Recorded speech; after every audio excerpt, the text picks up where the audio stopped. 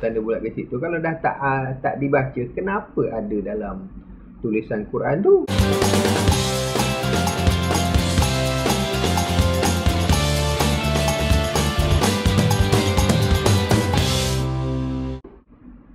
Hai, Assalamualaikum warahmatullahi wabarakatuh. Okey, sekarang ni kita nak cerita berkenaan dengan mungkin ilmu tajwid lah dalam membaca Al-Quran tu.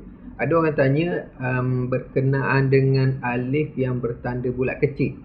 Contoh soalan ni. Alif yang bertanda bulat kecil ni kalau mengikutkan di dalam bacaan Al-Quran, dia tidak dibaca. Okey, maksudnya kita ignorekan dia. Jadi bila kita ignore ataupun kita tidak macam tak nampak alif yang bertanda bulat kecil tu, maka mudahlah untuk kita baca Quran. Sebab macam contohnya ada, kalau orang tahu pasal ada yang izhar qamariah ke idgham qamariah, kadang-kadang ada alif wasal, ada alif yang bertanda bulat kecil dan macam-macam lagi kat situ kan, lam bertanda sukun lagi. Dia menyebabkan kita keliru untuk baca Quran tu kan. Ada waw yang bertanda bulat kecil, nak baca macam mana kan. Jadi dia punya cara bacaan adalah macam kita tak nampak lah, ataupun kita ignore je, ataupun tak guna pun alif yang bertanda bulat kecil ataupun waw yang bertanda bulat kecil tu. Jadi soalan dia, kalau dah tak dibaca alif bertanda bulat kecil tu, ataupun waw bertanda bulat kecil tu, ataupun mungkin ya yang bertanda bulat kecil tu, kalau dah tak dibaca, kenapa ada dalam tulisan Quran tu kan? Buat pening lah, contohnya lah, buat pening lah macam mana nak baca. Okey, so macam mana nak jawab ni? Okey, saya pun sebenarnya menghadapi masalah yang sama lah dulu. Sebab saya bukannya orang yang belajar ilmu Quran ni maksudnya bukan belajar akademik ilmu Quran ni macam yelah, macam orang masuk universiti Al-Azhar ke apa ke, tak tahulah, macam menelusuri bidang Quran ni dengan mendalam. Jadi saya hanyalah belajar membaca Al-Quran dan adalah sikit-sikit belajar dengan guru saya saja. Jadi saya pun menanyakan soalan yang sama ni kepada beliau lah. Okey, jadi beliau memang biasalah, dia tidak akan jawab secara direct lah. Tapi sebenarnya memang benda ni pun tak boleh nak dijawab secara mudah direct. Dia kena usulkan benda tu. Kenapa benda tu, alif yang bertanda bulat kecil tu ada dekat situ kan? Jadi jawapannya lah, penerangannya lah, boleh katakan penerangannya adalah macam ni. Dia kena cerita berkenaan dengan sejarah penulisan Al-Quran tu sendiri. Okey, so bersempena dengan bulan puasa ni kan, bulan tak puasa pun kita kena tahu juga benda ni kan. Sekurang-kurangnya kita dapat ilmu lah berkenaan dengan benda ni. Okey, dia menyatakan bahawa macam mana sebenarnya benda ni kena cerita daripada awal, iaitu berkenaan dengan penulisan Al-Quran tu semasa Nabi menerima wahyu daripada Jibril. Okey, selepas Nabi menerima wahyu daripada Jibril, Nabi akan hafal. Nabi hafal lah, biasalah Nabi ummi kan, orang yang buta huruf. Jadi dia hafal. Jadi dalam waktu yang terdekat macam tu, dia akan adalah sahabat yang menulis tulisan Quran tu. Menulis. Time masa tu tulis mana-mana lah, atas batu, atas kayu, atas pelepah, atas kulit binatang yang disamak, macam tu. Saya cerita ni, kalau guru saya cerita, dia ceritalah matan-matannya dengan matan-matan daripada ulama apa semua, adalah cerita siapa dia. Saya tak ingat sangat lah benda tu kan, nama orang ni banyak. Sebab revolusi ni dia diketuai oleh orang-orang yang tertentu bila membuat keputusan untuk revolusikan tulisan Al-Quran ni. Okay, jadi bila yalah para sahabat ni yang dapat dengan Nabi yang menulis ni adalah beberapa orang yang menulis di benda-benda tadi tu. Okey. Jadi yalah, zaman berlalu macam gitulah, adalah ketikanya dikumpulkanlah benda-benda tu semua kan, dikumpulkanlah batu-batu, kulit-kulit kat mana, apa mana semua tu dikumpulkan dan lah lepas dikumpulkan, lepas tu ditulislah atas mushaf lah mungkin. Bila ditulis atas mushaf, dia tulis dengan tidak ada apa-apa baris. Ni yang menarik ni sebenarnya. Tulisan Al-Quran yang pada permulaannya tiada baris dan tiada titik dan tiada apa-apa, hanyalah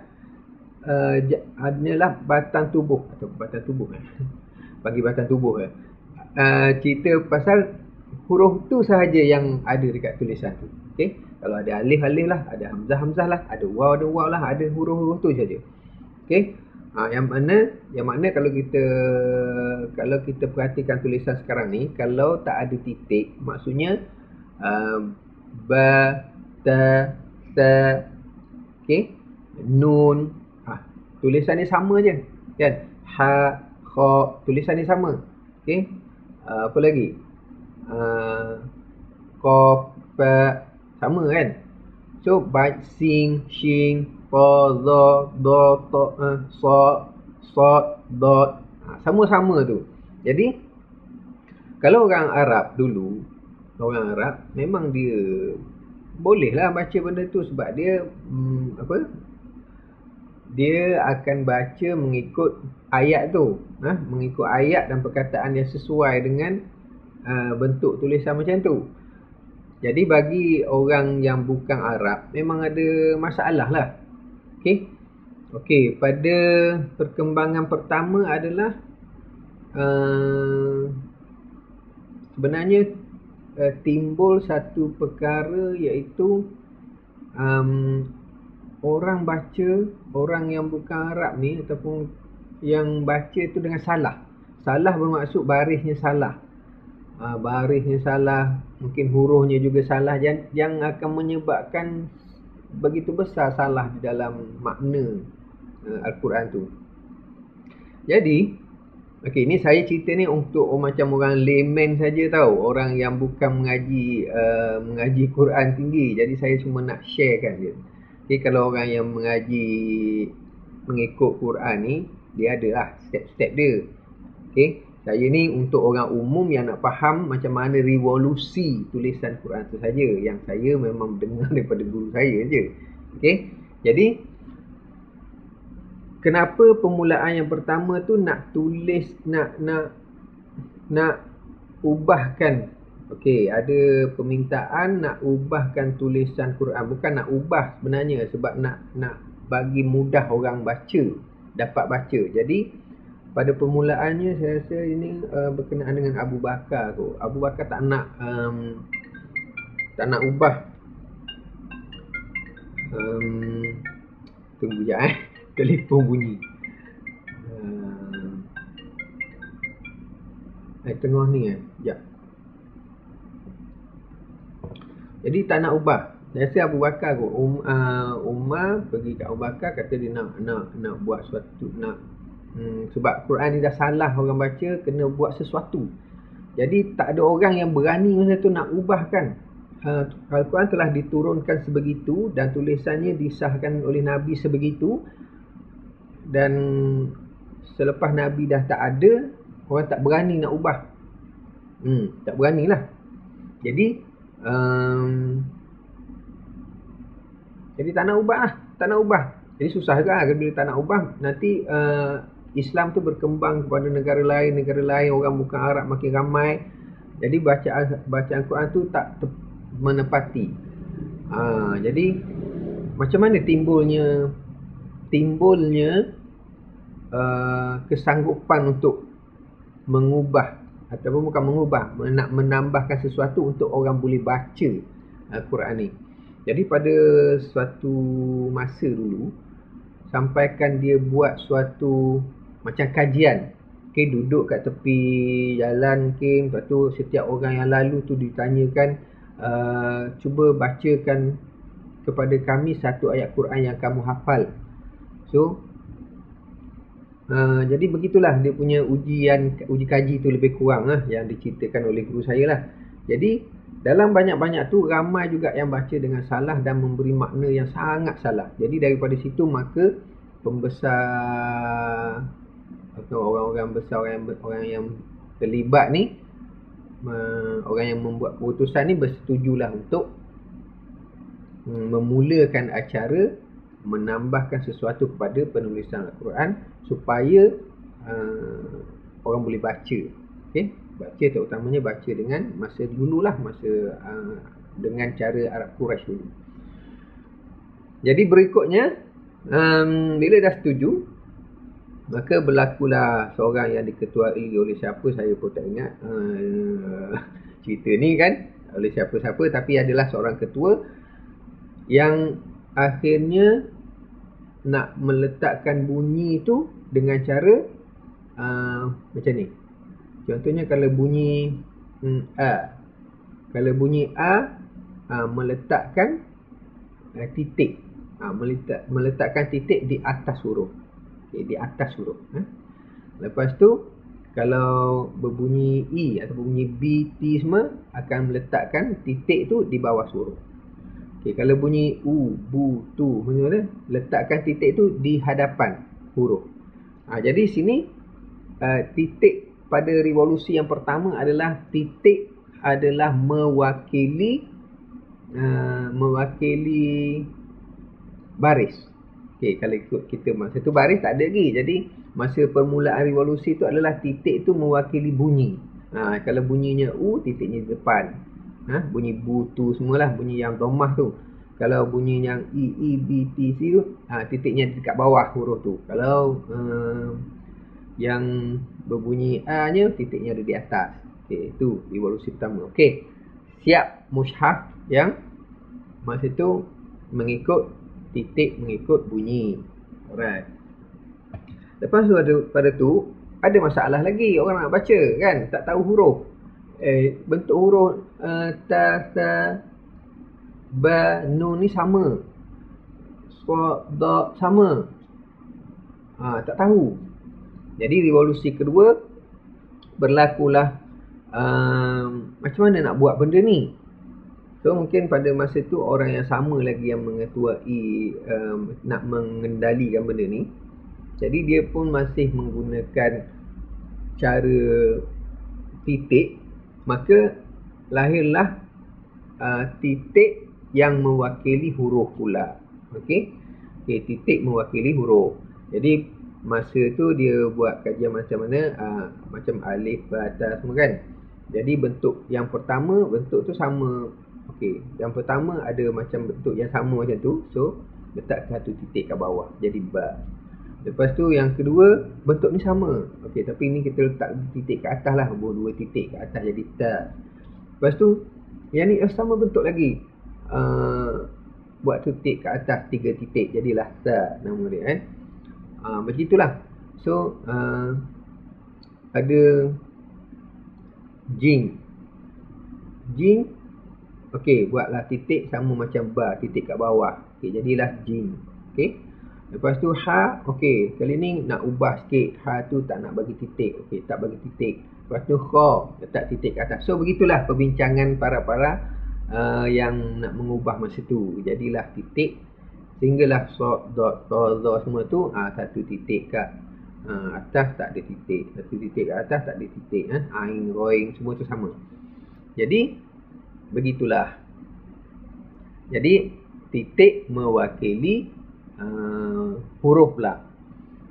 Tapi dia akan ganggu lah, sebab ada satu titik yang mewakili baris, ada satu titik yang mewakili huruf. Jadi macam mana nak bezakan benda ni? Maka timbullah colouring, warna dia berbeza. Okey, warna berbeza. Okey, selesai, siap satu bahagian. cara mushaf tu ditulis. Lepas tu datang lagi revolusi baru, ada masalah lagi macam mana nak baca benda ni, kan? Jadi nak bagi cantikkan penulisan, tiba okey, titik yang mewakili baris tadi tu ada cadangannya ditukarkan supaya mudah. Jadi yang bunyi aba tu daripada mana asal dia? So dia adalah berasal daripada alif, kan? Jadi ambilkan alif tu, disengitkan, letak atas huruf tu. Tu kan. Jadi ambil alif, disengitkan, pendekkan, letak atas tu. Okey, jadi lepas tu bila dah jadi macam tu, daripada bunyi EB pula macam mana, kan? Jadi daripada mana asalnya bunyi EB ni? Okey, dia berasal daripada bunyi ya, kan? Bunyi ya.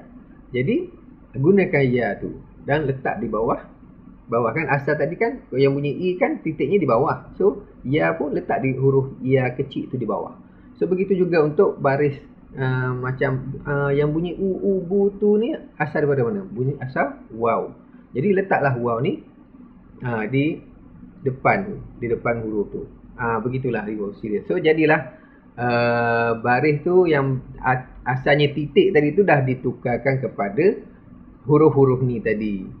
Okey, dah begitu. Lepas tu dalam perbincangan selanjutnya, ya kecil yang di bawah huruf tu tak cantik. Okey, dalam perbincangan tu tak cantik, maka nak dicantikkan jadi macam mana? Gunakan alif tu yang berbaris fathah tadi tu, letakkan dekat di bawah huruf tu. Gantikan dengan ya kecil tu. Jadilah baris atas, baris bawah pun berbentuk alif juga yang disengitkan, dan baris hadapan tu dikekalkan dengan waw. Dan begitulah seterusnya sehinggalah kepada tanda mati, tanda sukun apa semua. Dan okey, menjawablah persoalan tadi yang berkenaan dengan alif yang bertanda bulat kecil tu tidak dibaca. Okey. Jadi revolusi tu begitulah. Jadi alif yang bertanda bulat kecil ni macam itulah, bila nak ditandakan macam mana nak menandakan huruf ni, kan? Huruf yang ada di dalam penulisan tu, sebab para yang nak buat perubahan ni memang tak berani, tak boleh ubah penulisan Quran tu, tak boleh ubah batang tubuh Quran tu. Jadi tak boleh ubah. Jadi macam mana nak identify ataupun nak menentukan bahawa huruf tu ada kat situ tapi tak baca, jadi ditandakan dengan tanda bulat kecil. Okey. So begitulah lebih kurang cerita dia. So saya harap boleh menjawab mungkin persoalan-persoalan yang bermain di fikiran anda. Dan banyak lagi lah revolusi selepas tu, macam mana tandaan tu nak dibaca dengan ikhfa hakiki beridgham, dan tanda baris dua atas tu disengitkan, ditegakkan, nun tu ditanda dengan sukun, nun yang tak bertanda dengan sukun. Tu semua tu dah ke akhir-akhir yang dah lewat daripada tu lah. Okay, tu dah berkenaan cerita pasal hukum tajwid, ilmu tajwid balik. Okay. So begitulah. Saya harap cerita ni menarik untuk melebihkan kajian dalaman anda bacalah. Pergi cari, baca siapa dia yang terlibat dalam revolusi ni, anda boleh kajilah. Sekiranya anda memang di bidang Quran ni, anda tahulah siapa-siapa dia tu. Okay. So alhamdulillah. Assalamualaikum warahmatullahi wabarakatuh.